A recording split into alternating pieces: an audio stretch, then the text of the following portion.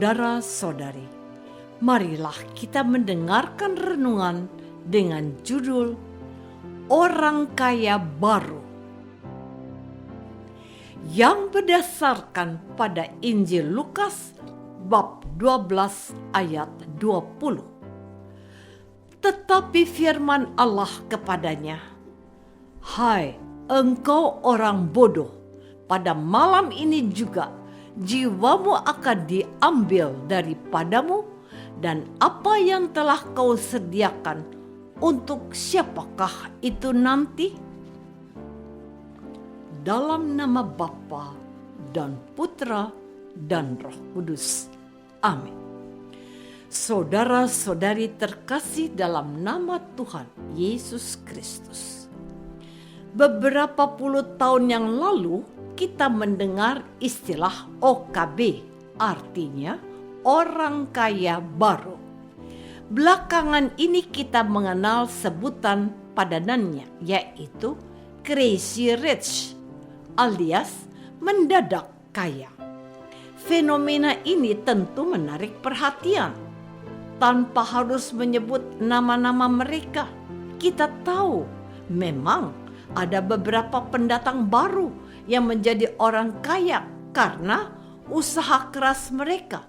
Tetapi ada juga mereka yang mendadak kaya kemudian tersandung perkara dan akhirnya mendekam ke dalam penjara atau jeruji besi. Pada hari ini ketika Tuhan Yesus dimintai tolong seseorang, "Guru, katakanlah kepada saudaraku supaya ia berbagi warisan dengan aku." Ia mengatakan sebuah perumpamaan. Perumpamaan Yesus berkisah tentang seorang kaya. Orang itu disebutkan sebagai orang kaya yang bodoh. Kalau kita perhatikan, orang kaya ini ternyata cerdas dan memiliki rancangan yang baik. Ia melakukan hal-hal yang terbaik untuk kesejahteraan dirinya. Namun, sayangnya, orang ini hanya memikirkan dirinya sendiri. Katanya, "Jiwaku ada padamu banyak barang, tertimbun untuk bertahun-tahun lamanya. Beristirahatlah, makanlah, minumlah, dan bersenang-senanglah."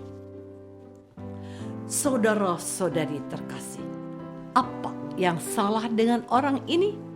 Semuanya tampak baik-baik saja. Hanya saja dia sibuk memikirkan dirinya sendiri dan tidak peduli dengan nasib orang lain. Kutipan Injil hari ini menegaskan tentang sikap Yesus terhadap orang kaya yang bodoh ini.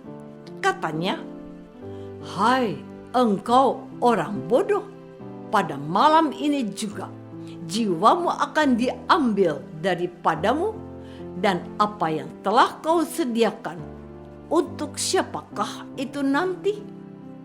Demikianlah jadinya dengan orang yang mengumpulkan harta bagi dirinya sendiri, jikalau ia tidak kaya di hadapan Allah.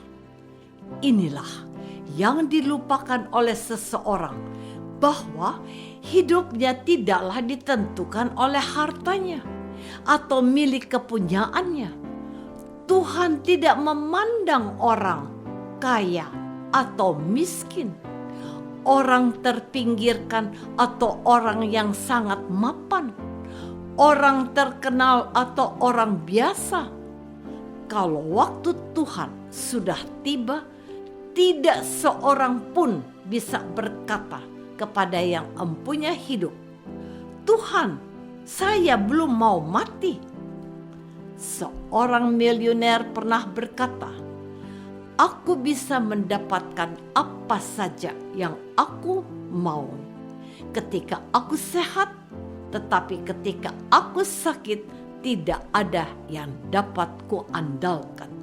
Rumah mewah, kapal pesiar, helikopter tidak lebih nyaman dari tempat tidur di rumah sakit yang merawatku.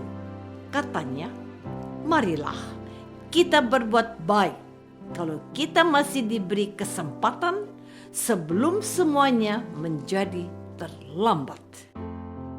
Saudara-saudariku terkasih, kira-kira 2 bulan yang lalu aku menelpon keponakan dari sahabatku yang bernama Yohanes.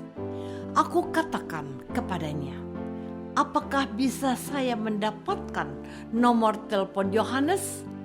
Dia menjawab, Om, sudah dipanggil Tuhan 7 tahun yang lalu. Lalu kutanyakan juga kepadanya, apakah dia sakit? Dia menjawab, Om, itu sedang berkunjung ke kantor temannya. Temannya itu izin untuk ke kamar mandi. Dan ketika dia kembali ke dalam kantor, Yohanes telah meninggal, tertunduk di meja kantor kepunyaan temannya itu. Aku sedih. Lalu aku katakan, Tuhan yang memberi, Tuhan yang mengambil. Terpujilah nama Tuhan. Jadi ternyata perlu kesadaran kita akan hari kematian kita masing-masing. Tak seorang pun tahu akan saat yang datangnya, hanya Tuhan yang tahu. Bagaimana seseorang bisa sombong dan bermegah seperti orang kaya yang bodoh itu? Mungkin ada di antara kita yang begitu bangga akan harta yang kita miliki, tetapi kita tidak mudah berbagi dengan orang lain. Bahkan dengan saudara sekandung saja tidak kita lakukan. Harta dan kekayaan sudah mendapat tempat yang begitu penting. Bahkan mereka itu lebih penting daripada Tuhan yang telah memberikan rezeki kepada kita. Harta dan kekayaan sudah memberikan kebahagiaan sehingga dia tidak membutuhkan apapun, siapapun, bahkan Tuhan sekalipun. Saudara-saudari terkasih, menarik untuk diperhatikan ini. Kalau ada libur panjang akhir pekan, jalan-jalan menuju tempat hiburan dan rekreasi terpantau macet. Bahkan hari Minggu pun tidak mendapat tempat bagi orang-orang Kristen.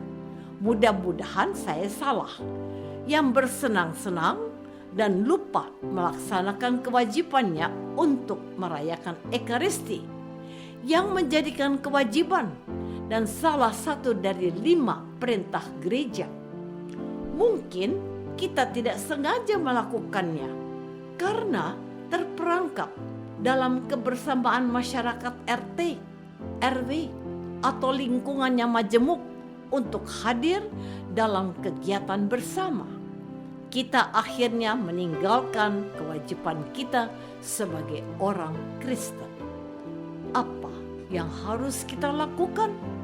Pertama-tama, kita harus jujur kepada diri kita sendiri dan orang lain bahwa kita memiliki kewajiban yang tidak dapat ditinggalkan. Atau kita sendiri harus membuat keputusan yang tegas. Aku tidak akan meninggalkan kewajibanku. Aku membutuhkan rahmat Tuhan yang telah memberkati aku seminggu ini. Aku butuh Tuhan untuk memberikan santapan rohani, sabda, dan tubuhnya yang kudus, yang menguduskan hidupku. Kita bisa saja menyelimurkan hal itu, tapi siapa yang tahu bahwa Tuhan juga bisa punya keputusan yang tidak dapat kita tolak? Kita tentu tidak mau hal tragis yang dialami si orang kaya bodoh itu menimpa kita. Marilah kita menggunakan harta dan kekayaan kita untuk memuliakan Tuhan dan berbagi dengan sesama kita. Apakah aku sudah bersyukur atas kebaikan Tuhan dan memuliakannya juga? Marilah kita berdoa. Bapa yang Maha Baik, segala sesuatu yang ada pada kami dan yang kami miliki saat ini adalah anugerah-Mu.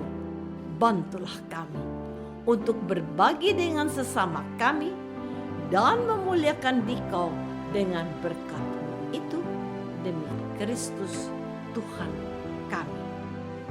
Amin.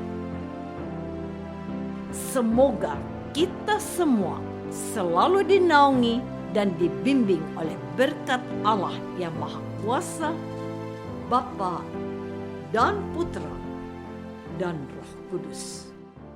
Amin.